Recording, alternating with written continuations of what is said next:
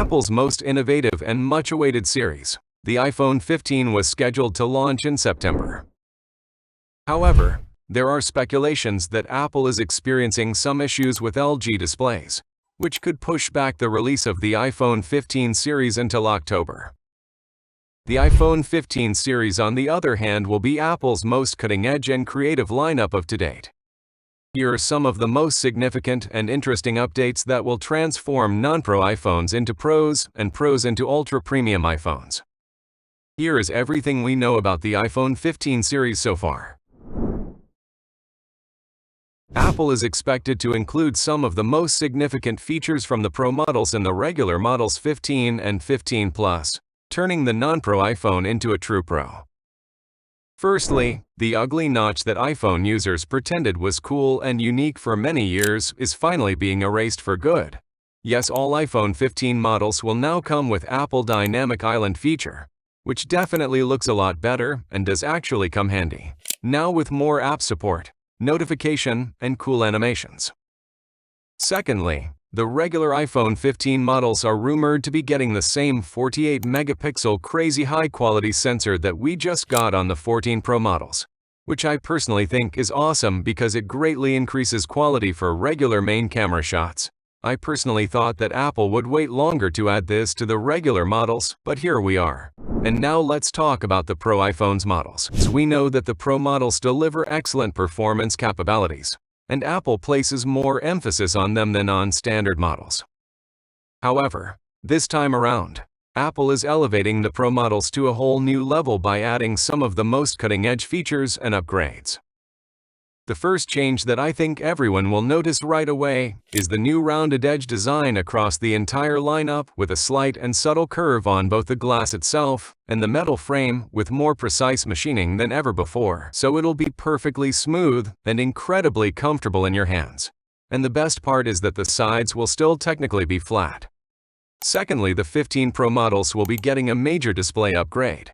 And no, the actual display panel specs and features aren't really changing at all, but it's actually the bezels that will be getting a lot slimmer. So slim, in fact, that they'll be the thinnest bezels on any phone ever. Which is something that really matters to me to make my phone feel more immersive, and I'm super excited for this. Another big upgrade in terms of design is that Apple will use titanium frame to make the iPhone 15 Pro lighter and more durable. Titanium, after all, is significantly lighter and more durable than stainless steel and aluminum. However, the regular iPhone 15 and 15 Plus are rumored to be getting frosted matte glass on the back, just like we currently have on the Pro models, which I think is a lot better because it stops fingerprints and feels nice and smooth. Lastly, we have the action button, which is gonna be exclusive to the Pros, and it's basically a button that will replace the mute switch that we've had for so many years. But it's gonna be better than you think, because it'll be fully customizable to do basically anything you want, including instantly opening up the camera app, taking photos, performing certain shortcuts, and of course toggling on silent mode if you long press it. There is one thing that I'm personally excited for the most, and that's the periscope zoom lens, which will be exclusive to the iPhone 15 Pro Max models. Now this one is going to finally take the maximum 3x zoom length all the way up to around 6x, making zoom shots look twice as good. But not only that, it's supposed to be a variable zoom lens, so it will have physical lenses on the inside, which optically zoom from around 3x to 6x without using any digital zoom. So it'll have excellent quality for the entire range again.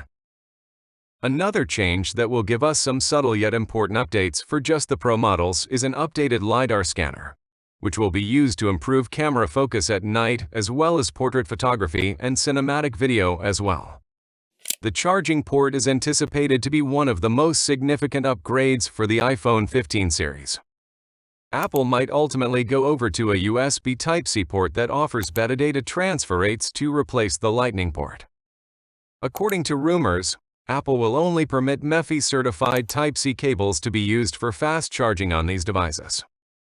Any USB Type-C cable might work to charge an iPhone 15 model, but only Apple-approved cables are anticipated to allow rapid charging and data transfer.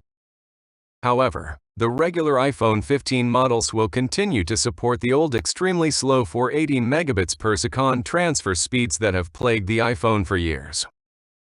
It's really unclear whether this is a problem with the A16 chip or if Apple is intentionally confusing their customers to get them to upgrade to the 15 Pro models. iPhones have the longest battery life of any smartphone thanks to its power-saving processors and improved optimization. Everywhere you look, batteries are getting a lot bigger. According to the information, the iPhone 15 will have an 18% larger battery. The iPhone 15 Plus and Pro will have a 14% larger battery, and the iPhone 15 Pro Max will have a 12% larger battery. This is going to be a big deal because a bigger battery means more functionality. The iPhone 15 Pro and the iPhone 15 Pro Max are likely to be powered by the new A17 Bionic processor, which will be exclusive to the Pro models this year. This will be a big deal because it'll be the first 3nm chip in the world. Means it'll get even faster while using less power, further improving battery life and not heating up as much as before.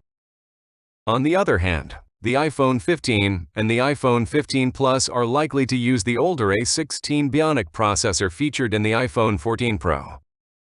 All 4 iPhone 15 models could feature a new 5G modem with support for faster wireless data transfer speeds, including Wi-Fi 6E and Bluetooth 5.3.